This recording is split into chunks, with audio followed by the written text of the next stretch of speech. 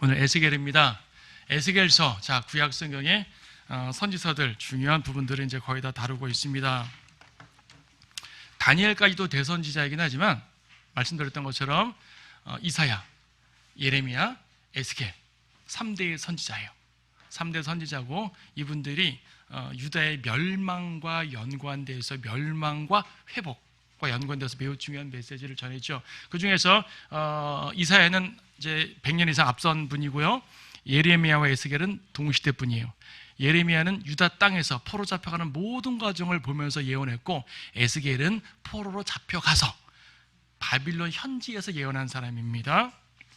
자, 에스겔은 어떤 분입니까? 포로의 선지자입니다. 1차, 2차, 3차 침공이 있다고 말씀드렸었어요. 2차 침공, 즉 여호야킨 왕 때, 에스겔 1장에 보더라도 여호야킨 왕 때 사로잡힌 지 5년째 될 때 이제 환상이 임하기 시작했다고 언급을 하십니다. 1장 2절 여호야킨 왕에 사로잡힌 지 5년째 그달 5일에 그럽니다. 그러니까 바빌론 침공 2차 포로 때 잡혀가고요. 거기서 계속 있으면서 예언을 한 거예요. 그러니까 아직 유다 땅에는 나라가 남아있는 거죠. 예루살렘이 남아있는 거예요. 성전은 남아있는 거예요. 남아있는 사람들, 남아있는 성전이 어떠할지를 이방 땅에서 환상을 받아요. 아직 멸망당하지 않은 상태였고, 그러니까 포로 잡혀가 있는 사람들한테도 예언하고 남아있는 사람들을 향해서도 예언합니다. 그리고 우리 예레미야에서도 표적이 많았잖아요. 표적 행동 많은 거죠. 환상도 많았고, 에스겔도 환상이 꽤 많습니다. 오히려 환상을 중심으로 예언하는 것은 에스겔이 좀 더 많은 것 같아요. 그래서 1장 1절부터 환상을, 하늘들이 열리면서 환상을 보기 시작했다 말씀했습니다. 이 환상의 주요 내용이 뭐냐면 성전이에요. 성전은 뭡니까? 하나님의 임재가 있는 것이죠. 하나님의 영광이 있는 것이죠. 하나님의 영광이 있어야지 성전이에요. 아무리 건물을 멋지게 지어놔도 하나님의 영광, 하나님의 임재가 없으면 성전이 아닌 거예요. 그렇죠? 교회 건물을 아무리 멋지게 지어놔도 성전이 아닌 거죠. 구원받은 성도들이 성전이라고는 하나, 우리가 죄악으로 가득 차 있으면 성전의 역할을 제대로 할 수가 없겠죠? 영적으로는 그렇게 적용할 수가 있겠죠. 자, 그래서 이스라엘의 멸망과 회복이라는 이 귀중한 메시지를 성전 중심으로 예언을 하고 있습니다. 자, 어떻게 성전 중심으로 예언하는지 살펴보도록 해요. 자, 성전의 환상이 여러 번 나옵니다. 먼저는 하늘 성전의 환상이에요. 하늘 성전의 환상인데 그룹들. 여러분 성경에 그룹 있죠? 그룹. 영어로 케루빔 그러는데 히브리어에서요, 끝에 IM으로 끝나는 거, 임으로 끝나는 건 복수를 말해요. 그래서 이제 그룹 하면 이제 그룹이고, 그룹임, 케루빔 하면 그룹들이에요. 이제 그룹들을 여러 말하는데 천사가 아닙니다. 천사가 아니에요. 천사와 그룹은 다릅니다. 그룹하고 스랍, 이사야는 스랍을 봤는데 스랍하고 그룹하고는 좀 다르지만은 그래도 비슷해 보여요. 그런데 천사는 완전히 달라요. 천사는 일단 날개가 없어요. 천사는 남자로 나타나요. 천사는 사람 모습이에요. 근데 그룹은 도저히 사람 모습 같질 않아요. 우리 뒤에 저기 묘사들이 많은데요, 얼굴이 4개 얼굴이 있고요. 그렇죠? 얼굴이 4개 얼굴, 날개도 4개 있고, 그리고 뭐 바퀴들이 달려 있고, 그리고 초자연적으로 팍팍팍 이동하고요. 뭐 앞뒤로 눈이 가득하다고 되어 있고, 아니 앞뒤로 눈이 가득하다는 걸 상상해 보세요. 좀 괴물같이 보이겠죠. 우리가 사람이 이거를 그리게 되면 좀 이상할 것 같아요. 그래서 우리는 이것을 제대로 그리지 못하겠고, 지구상의 어떤 화가도 아마 이 그룹에 대해서 제대로 그리지 못할 겁니다. 여기 보게 되면은 1장 5절에서 4생물이 나오는데, 사람의 모습을 가졌다고도 하지만은 6절에 각기 4얼굴을 가지고 4날개를 가졌고요. 7절에 발은 고든 발이고 발바닥은 송아지 발바닥 같고, 이상하죠? 특별한 생물체예요. 그리고 얼굴과 날개가 4이고요. 10절에 보니까 그들 대해서는 오른편에 사람 얼굴, 사자 얼굴, 또 황소 얼굴, 독수리 얼굴, 이렇게 4개의 얼굴이 있다고 합니다. 자, 이 그룹의 얼굴들 한번 잠깐 살펴봐요. 1장 10절에 보니까 사람, 사자, 황소, 독수리 4 얼굴이 있죠. 동서남북으로 4 얼굴이 있는 거예요. 비슷한 환상이 10장에도 나오네. 10장 14절에서는 그룹의 얼굴, 사람의 얼굴, 사자의 얼굴, 독수리의 얼굴 이렇게 넷으로 나옵니다. 계시록에는 네 짐승이라는 말, 그러니까 요한이 하늘에 올라가서 거기 하나님 보좌 앞에 있는 네 짐승을 봅니다. 이 짐승의 얼굴은 사자, 독수리, 사자, 송아지, 사람, 독수리 이렇게 돼 있어요. 보게 되면 사람, 사자, 독수리는 똑같아요. 그렇죠? 사람, 사자, 독수리는 똑같은데 에스겔을 찍어서 황소로 나오고 십장에서 그루비로 나오고 계시록은 송아지라는 표현이 나와요. 그러니까 세 얼굴은 똑같은데 한 얼굴에 대한 묘사가 좀 다르다는 얘기예요. 뭐 황소와 송아지는 같은 걸로 취급하고 같은 걸로 보고 그루비라고 돼 있단 말이에요. 10장 14절에서는 그루비 얼굴이요. 그럼 다른 건 그루비 얼굴 아닌가요? 다른 것도 그루비 얼굴이잖아요. 지금 사람, 사자, 독수리도 모두 그루비 얼굴이에요. 근데 이 얼굴만 그루비 얼굴이라 그랬어요. 그리고 그루비 얼굴을 다른 장과 대조해 보니까 소네요. 그렇죠? 우리가 알 수 있는 것은 뭐냐면 그루비에는 4개의 얼굴이 있지만 그 중에 대표성 있는 얼굴은 소구나 라고 할 수 있는 거예요. 이게 왜 중요하냐면요, 에스겔 28장에는 또 한 명의 그룹이 나옵니다. 뒤에 보겠지만 28장에 또 한 명의 그룹이 나와요. 여기 나오는 그룹은 하나님의 보좌 주변에 네 방위에 딱 있는 거예요. 동서남북처럼 딱 있는 거예요. 하나님 보좌 주변에 있는데 에스겔 28장에 있는 그룹은 하나님 보좌 위에 있어요. 덮는 그룹이에요. 근데 그 그룹은 지금 없어요.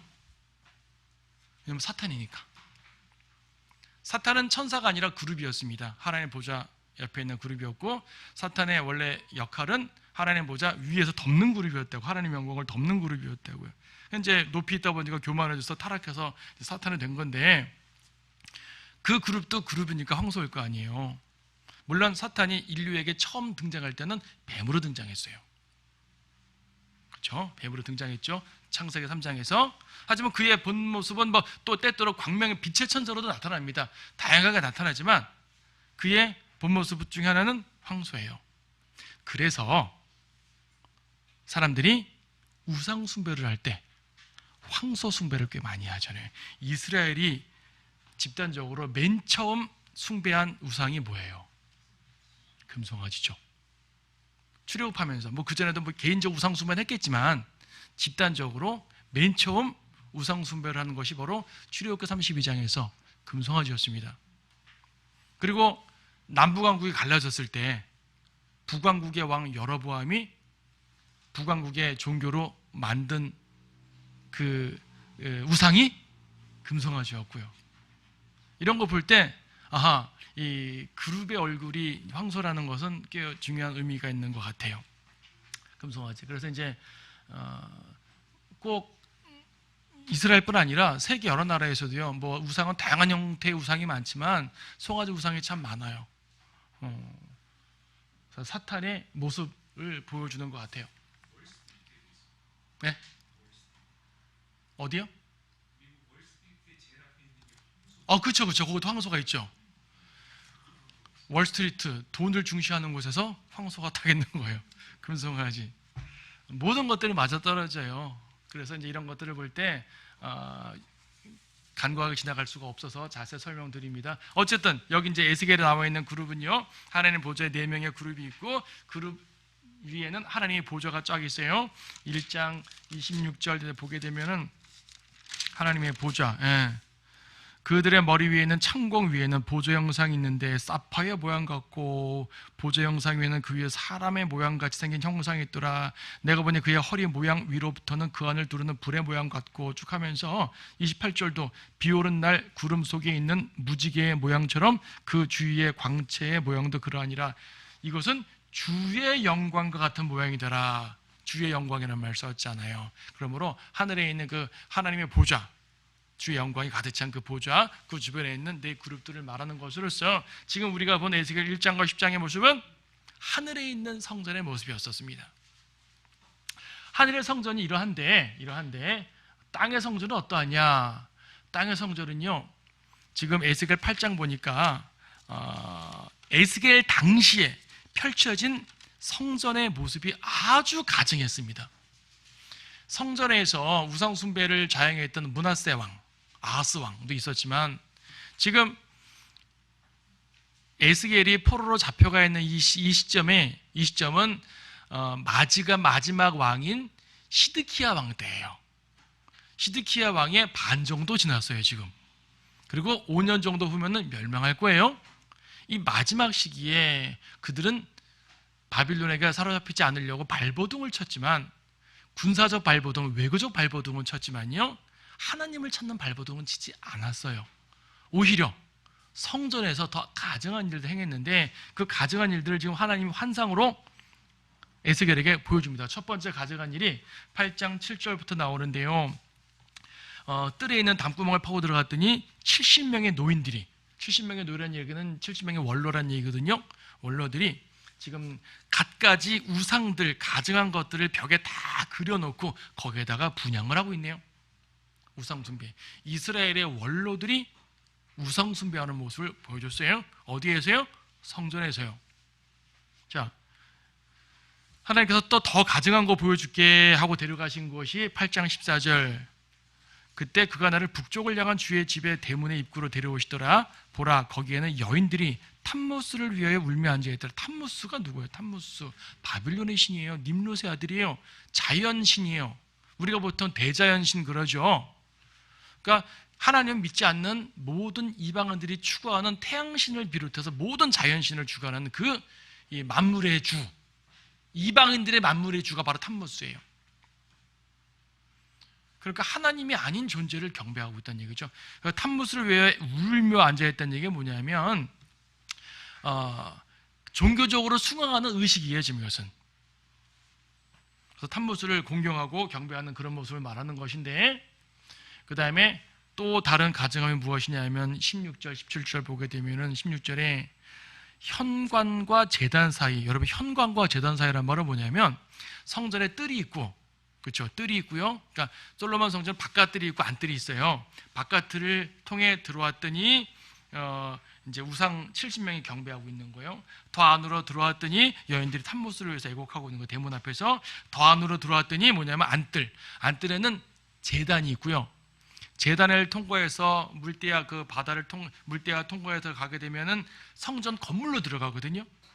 성전 건물로 들어가게 되면은 성소 지성소가 있어가지고 이런 것들이 있는 거죠. 그러니까 성전 건물하고 성전 건물에서 바로 앞에 있는 제단, 그 사이에서 성전 바로 앞에서 성전을 보고 있어요? 아니면 성전을 등지고 있어요?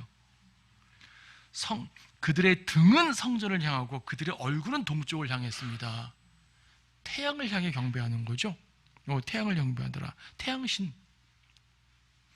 지금 이런 모습이요, 성전에서 행해진다 그래요. 그러니까 이거는 하나님께서 에스겔에게 환상 중에 보여주신 성전의 가증한 영적 상태를 보여주는 거예요. 성전에서 직접 태양신 숭배를 했단 말이 아니에요. 환상으로 보여주신 거예요. 성전의 영적 상태를 말하는 거예요. 열왕기하나 역대기하에 볼 때 시드키야 왕이 성전에다가 태양 분향을 직접 했다는 말은 없어요. 그들은 종교적으로는 여호와 하나님께 한 거예요. 하지만 그들이 하나님을 향해서 하지 않고 그들의 온 마음이 우상을 향해 있기 때문에, 그렇죠? 하나님이 보시기에 성전의 영적 상태는 우상 숭배랑 똑같은 거예요. 그리고 실제로 그들은 성전 밖에만 나가면 우상 숭배했고요. 성전 안에서도 다양한 형태로 하나님을 거절하는 우상적인 행동을 했다는 것이죠. 태양을 향해 경배했다는 것은 끝이라는 얘기죠. 성전 앞까지 와가지고. 그래서 하나님께서는 8장 6절에 뭐라고 말씀하십니까? 그가 또 내게 말씀하시고, 인자야, 너는 그들이 무엇을 하는지 보느냐? 이스라엘 집이 여기서 큰 가증함을 행함으로 내가 나의 성소로부터 멀리 떠나가야지 않겠느냐? 성소로부터 떠나가신대요. 성전이 하나님 주인이 아니게 되어버렸거든요. 성전에서 우상숭배를 하거든요. 하나님이 성전에 남아있을 이유가 있어요, 없어요? 없는 거죠. 떠나시겠다고 말씀합니다. 이어서 9장에서는 살육하는 환상이라 그래가지고요, 하나님께서 칼을 찬 6사람을 부릅니다. 그 중에 한 사람은 이제 서기관의 잉크통을 가지고 사람들 이마에다 표시를 해요. 표시 받은 사람만 빼고 다 죽여라 이거죠. 남은 자를 빼놓고 다 멸망한다는, 유다가 멸망한다는 그러한 환상입니다. 결과적으로요, 11장 23절에 보게 되면 11장 23절에 주의 영광이 그 성읍 가운데로부터 올라가서 성읍의 동편에 있는 산 위에 섰더라. 자, 주의 영광이 성전에 들어가셨다가요, 성전의 북쪽 문으로 딱 가시고 예루살렘 성읍의 동쪽 문으로 딱 가시고 이동하는 거예요. 지금 밖으로 가시는 거예요. 밖으로 가셔가지고 어디로 가셨습니까? 24절에서는 칼데아에 있는 사로잡힌 자들에게 가신 거죠. 그러니까 주님의 영광이 성전에서 점점점 떠나가는 거예요. 예루살렘 동쪽 문에 섰다가 동쪽 산에 서셨다가 아예 가버리시는 거죠. 성전을 떠나시는 주의 영광. 더 이상 성전 아닌 거예요. 사람들은 생각하죠. 아니, 하나님께서 자기 백성들 잘못해서 책망하시고 멸망시키는 건 좋다 이거야. 근데 하나님의 성전을 왜 깨트릴까요? 하나님의 이름을 두신 것이고 하나님의 집이잖아요. 하나님의 성전이 깨트려지게 되면 이방인들이 비웃을 거 아니겠습니까? 아니, 하나님께서 자기 성전도 지키지 못하고 멸망하시나?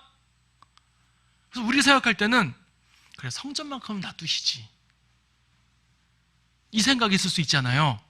하지만 하나님께서 그렇게 생각하지 않으신다는 거죠. 성전 필요 없어. 너희 어차피 성전에서 우상 숭배하잖아. 나 안 섬기잖아. 그 성전 가짜야 라고 선포해버리는 겁니다. 우리는 가끔요, 이런저런 죄를 짓고 할 때 말입니다. 개인이든 교회이든 어떤 단체도 마찬가지예요. 이런저런 죄를 지을 때 하나님께서 저 교회를 무너뜨리게 되면 하나님의 이름이 손상될까 봐 저 교회는 안 무너뜨리실 거야, 절대로. 왜냐하면 저 교회는 하나님께 꽤 쓰임을 많이 받은 교회거든. 절대로 저 교회는 안 쓰러뜨릴 거야. 하지만 그러한 교회도 하나님의 뜻에 어긋나면은 과감히 던져버리시는 거예요. 하나님께서는 에베소 교회에게 촛대로 옮기신다고 말씀하시기도 하셨잖아요.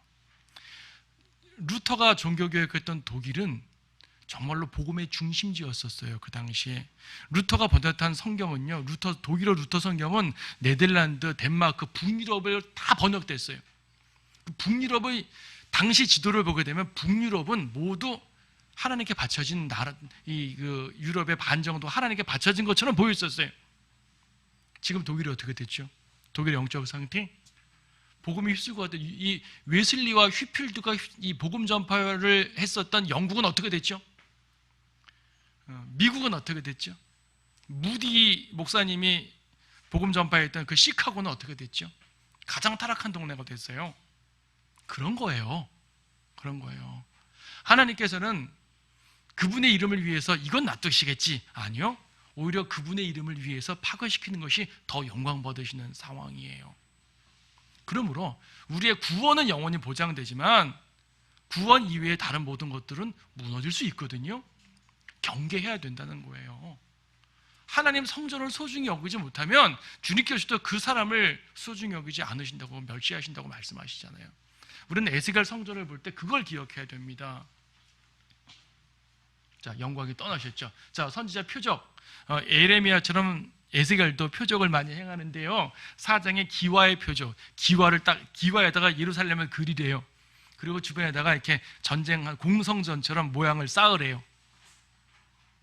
그리고 390일 동안 왼쪽으로 눕고 40일 동안 오른쪽으로 누우라 그러시고, 그 다음에 빵을 만들어 먹는데 사람 똥으로 이제 불 피워서 그 만들어 먹으래요.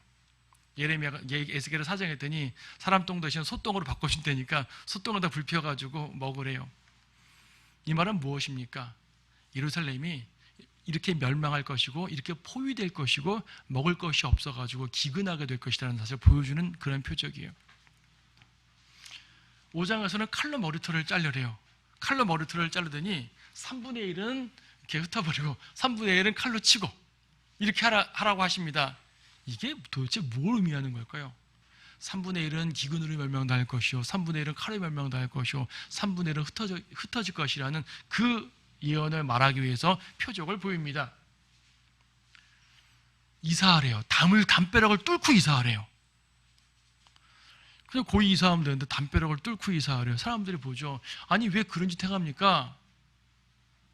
이와 같이 유다도 다 사로잡혀 갈 것이다. 특히 눈을 가리고 보지 않고 걸어가래요. 이 말이 어디에서 이루어지냐면 시드키야 왕이 포로 잡혀갈 때 눈을 뽑히고 갑니다. 통치자들까지도 멸망한다는 환상을 보여주는 거예요. 끓는 솥의 환상, 여러분 이렇게 소뼈 고아 먹듯이 이런 뼈들을 다 넣고 끓이래요. 솥을 다 태울 정도로 끓이래요. 예루살렘이 이렇게 다 불탈 것이다 라고 보여주는 거죠. 예레미야한테는 결혼하지 말라 그러시더니 에스겔한테는 아내를 죽이시네요. 여러분, 선지자 하기 정말 힘들죠. 어떻게 선지자 헌신하겠어요? 아내를 죽이셔요. 근데 더 무서운 건 슬퍼하지 말래요. 곡하지 말고 슬퍼하지 말래요. 어떻게 안 슬프겠어요? 선지자는 참았어야 됐어요. 남들이 보죠. 아니 그게 도대체 무슨 행동이냐? 이와 같이 남아있는 사람들을 아내, 가족 죽을 거다. 당신들의 가족, 아내와 자녀들이 죽을 때 슬퍼할 겨를도 없을 것이다 라고 말하는 거예요. 자, 이런 걸 말하는 과정에서 12장 11절 말씀 보세요. 12장 11절 말씀에서 말하라 나는 너희의 표적이라 그랬죠. 이 표적이란 말 지난번에 설명을 드렸었어요. 표적. 그러니까 이 선지자가 해야 하는 것은 표적적인 행동인 거예요. 그들의 행동 그대로 이루어진다는 말이죠. 24장 17절 말씀도 24장 17절 말씀도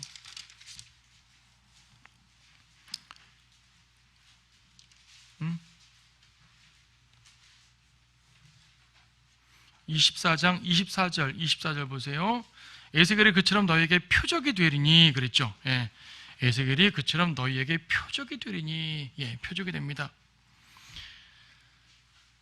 선지자는 하나님의 메시지를 전달하기 위해 그의 행동으로 시청각 교육을 시켜야 됐어요. 이걸 표적이라 그래요.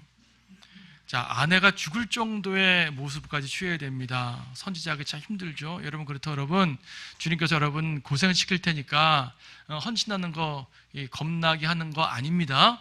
신약 성도들 말하는 거 아니잖아요. 구약이고 특히 멸망기에 들어가는 특별한 모습이지, 여러분이 헌신하려고 할 때 나 헌신하면 이렇게 고난당하는 것인가 라고 겁날 필요는 없어요. 물론 우리도 고난당할 수 있습니다. 고난당할 수 있으나, 그러나 주님께서는 우리에게 더 좋은 걸 약속해 주시는 것이고, 구약 성경에 있는 그러한 직접적인 것들을 주시는 건 아니에요. 다른 걸 줄 수도 있겠지만 주님은 여러분과 동행하시니까 이런 것들에 겁먹고 나 헌신 안 해 이렇게 생각하진 절대로 마시길 바래요. 에스겔은 특별한 모습이었습니다. 성전까지 파괴시켰고 아까 말씀드린 것처럼 하나님이 떠나가시면 더 이상 성전이 아닌 것이죠. 자, 그런 가운데 하나님은 이방인들을 심판하십니다.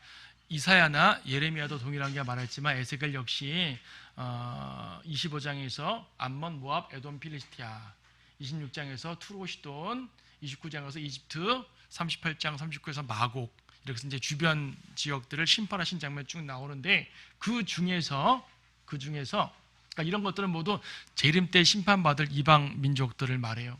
그 중에서 투로 왕을 좀 집중해 볼 필요가 있을 것 같아요. 28장 말씀. 투로 시돈하게 되면 지금 현재 지도상 레바논에 있는 지역이죠. 이스라엘 위에 있는, 이스라엘 북부에 있는 해안 지방입니다. 투로라는 지역. 당시에 꽤 부유했어요. 28장 11절. 인자야 투로 왕에게 애가를 지어 그에게 말하라. 주 하나님이 같이 말하노라. 너는 완전한 규모를 확정하는 자라. 지혜가 충만하고 아름다움이 완벽하도다. 완전한 규모를 확정하는 자란 말은 무슨 말인가 하니, 그에 의해서 모든 것들이 설정된단 말이에요. 투로 왕에 의해서 모든 아름다움과 부의 가치가 정해지는 거예요. 기준점이 되는 거예요. 사탄이 그런 존재예요. 모든 아름다움이 충만하고, 내가 하나님의 동산 에덴에 있어 모든 귀한 돌인 홍보석과 황옥과 금강석과 녹보석과 얼룩마노와 벽옥과 사파이어와 에메랄드와 홍옥과 금으로 덮여 있었고 내 북들과 관악기들이 만들어짐이 내가 창조되던 날에 내 안에 예비되었도다. 이 존재가 창조될 때 모든 것들이 화려하게 등장했어요. 너는 기름 부음을 받은 덮는 그룹이라. 아까 그랬죠. 덮는 그룹. 기름 부음 받은 그룹이래요. 기름 부음 받은 그룹. 자, 기름 부음 받았다는 말을 메시아라 그래요. 단어 뜻이 그래요. 신약적으로 말하면 그리스도예요. 이 존재는 그리스도라고 불리는 거예요. 그리스도라고 불리죠. 그리고 덮는 그룹이라 그랬어요. 하나님의 보좌 영광을 덮는 그룹이라 그랬어요. 그 권세가 얼마나 클까요? 여러분, 구약에서 어떤 사람의 기름 부음 받냐 하면 선지자, 제사장, 왕이 기름 부음 받아요. 이 중에 선지자, 제사장은 영적 임무죠. 왕은 정치적 임무예요. 그래서 사탄은 이 세상의 왕인 것이고 사탄은 이 세상의 신인 거예요. 세상의 영적인 부분, 종교적인 부분, 문화적인 부분, 세상의 정치적인 부분, 경제적인 부분, 사회적인 부분, 이 모든 것들을 관장하는 존재가 사탄인 거죠. 투로 왕을 빗대서 사탄을 말한 겁니다. 왜 투로 왕을 빗대냐 하면 당시에 투로가 가장 부유한 곳이었기 때문에, 부유함과 아름다움의 극치였거든요. 상업의 발달이 가장 컸었고, 그래서 사탄을 거기다 비유해가지고 그렇게 아름다운 존재가 타락했고 세상 신이 되었다라는 말을 하고 있습니다. 결국 멸망하죠. 29장에서는 이집트 왕 파라오를 또 사탄으로 비유합니다. 파라오 29장 3절 1년 말하라 주 하나님이 같이 말하노라. 이집트 왕 파라오야, 너는 내가 너를 대적하노니 너는 자기 강들 가운데 누운 큰 용이라. 4절에 그러나 내가 갈고리로 내 아가리를 꿰고 내 강들의 물고기로 내 비늘에 붙게 하며. 용을요, 갈고리로 용의 아가리를 꿰어서 할 수 있는 사람이 누가예요? 하나님밖에 없죠. 욥기 41장 보게 되면 리비아단의 아가리를 꿰어칠 수 있는 존재가 누구냐 얘기죠. 어떤 사람도 사탄을 함부로 대적할 수가 없습니다. 오직 하나님만이 가능하죠. 그래서 여러분들이 하나님을 의지하지 않고는 사탄 앞에 정말 하루 강아지예요. 사탄 앞에 아무것도 아닌 존재예요. 예수님을 의지하는 순간 사탄은 우리 앞에 꼼짝 못해요. 오해하지 마세요. 우리가 강해진단 말 아니에요. 우리가 예수님께 붙어있을 때 예수님의 강함을 의지해서 승리한다는 얘기죠. 사탄은 예수 그리스도 앞에는 아무것도 아니죠. 예수님만 없으면 사탄은 최고죠. 여러분, 예수님 의지해야겠어요? 안 해야겠어요? 의지하지 않으면 당한다니까요. 사탄을 이길 수 있는 분은 오직 예수님밖에 없습니다. 자, 리비아단으로 묘사되는 그 존재. 그래서 에스겔서에서는 하나님의 영광을 회복하기 위해서 사탄을 멸하시는 그 장면을 설명하셔요. 왜? 사탄을 멸하지 않고는 하나님의 영광이 회복될 수가 없으니까. 다음 장면은 이스라엘 회복이 직접적으로 다루어집니다. 에스겔 34장 보게 되면요, 참 목자라는 개념이 나오는데, 여러분, 목자와 양하게 되면 신약적 관계 같죠. 예수님이 목자, 우리가 양. 근데 이미 목자와 양의 관계는 구약에서부터 있었어요. 여러분은 가장 유명한 시를 알죠? 예, 주는 나의 목자시니?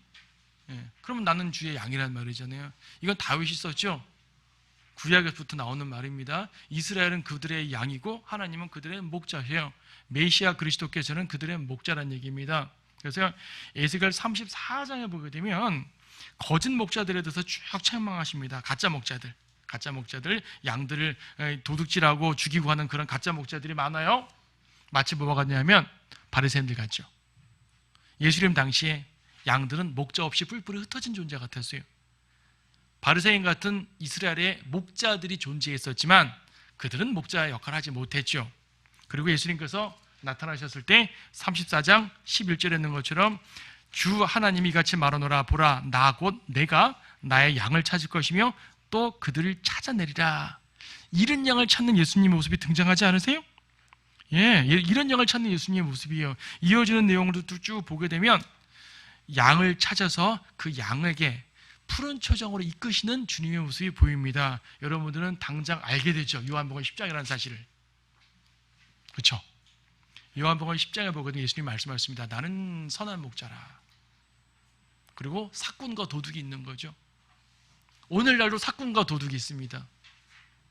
수많은 사람들이, 수많은 종교 지도자들이 예수님의 자리를 차지해서 자기가 그 영광을 뺏으려고 해요. 지역교회 목사들은 하나님께서 예수님이라는 참목자, 예수님이라는 참목자께서 그분의 양떼들을 필요에 따라서 맡긴 일꾼일 뿐이에요. 굳이 비교하다면 예수님은 목자고 우리는 목동? 글쎄 그렇게 어떻게 표현할지 모르겠는데 그런 정도죠. 주님의 양입니다. 저는 항상 그래서 항상 목회할 때도 여러분들은 제 양이 아니라 주님의 양이라는 자세를 가지고 해요.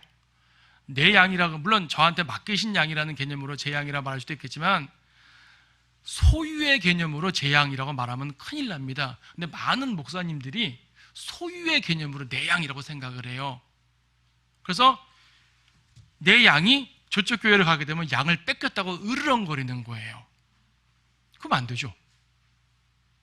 물론 잘못된 교회로 가게 되면 안타까움 가지고 단지 그 양들을 찾고 노력할 필요는 있지만 그런 것이 아니라 소유의 개념을 가진 경우가 되게 많단 말이에요. 그런 목자들을 예수님께서는 도둑이라고 말하는 거예요.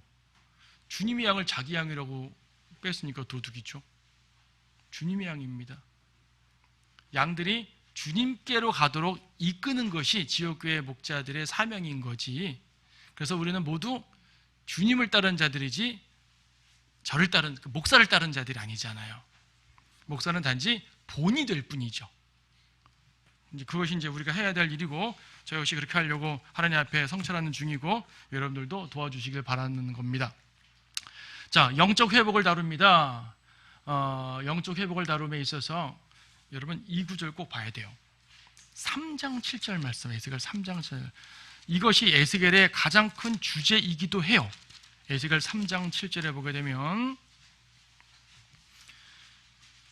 이스라엘 집은 내게 경청하지 아니하리니 이는 그들이 내게 경청하지 아니할 것이며 이스라엘의 온 집은 뻔뻔스럽고 완고한 마음을 가졌습니다. 이스라엘이 어떤 마음을 가졌다고요? 완고한 마음. 근데 36장 26절 말씀 보시게 되면은 내가 또 너희에게 새 마음을 주고 너희 안에 새 영을 넣으리라. 내가 너희 육체에서 돌 같은 마음을 제거하고 살 같은 마음을 주리라. 돌 같은 마음을 제거하고 살 같은 마음을 주리라. 그러니까 아까 완고한 마음에서 새로운 마음을 준다. 영적 회복이에요. 아무리 주님 재림하셔가지고 천년왕국 아무리 만들면 뭐예요? 환경을 아름답게 만들면 뭐예요? 사람이 주인이면 소용없죠. 완벽한 왕이 오셔서 완벽한 통치해도 소용없어요. 사람이 변화받아야 돼요. 그래서 백성들이 먼저 하나님 나라를 찾는 그 마음을 만들어 주시겠다는 겁니다. 이건 구약이나 신약이나 기본적인 원리가 동일해요. 자, 그 다음에 실제로 회복을 하는 거죠. 여러분 잘 아는 에스겔 말씀 중에 에스겔 37장에 마른 뼈들의 환상이 나옵니다. 마른 뼈들이 가득 찬 골짜기에 말을 하니까 바람이 불더니 뼈들이 따다닥 붙고 심줄이 따다닥 붙고 살이 따다닥 붙더니 갑자기 또 하나님으로부터 온 숨이 들어가니까 말입니다. 갑자기 벌떡 일어나가지고 강한 군대가 되죠. 살아나서 이스라엘이 회복되는 걸 말해요. 자, 시간이 없으니까 한때 넘어갑니다. 이스라엘이 민족적 부활을 하고 오시고, 그러니까 영적으로 회복되고 물리적으로 회복되는 거예요. 근데 이 모습은 바빌론 포로 회복 때 적용되지 않고요. 재림 때 적용돼요. 재림 때 37장 뒷부분에서는 유다와 이스라엘이 하나가 된다 그래요. 바빌론 포로 회복은 유다만 돌아왔어요. 이스라엘 안 돌아왔어요. 재림 때 계시록 7장 14장 보게 되면 12지파가 다 나오죠. 12지파가 다 나와요. 그 모든 지파들이 하나가 되어가지고 완벽한 나라를 구성한다고 말씀합니다.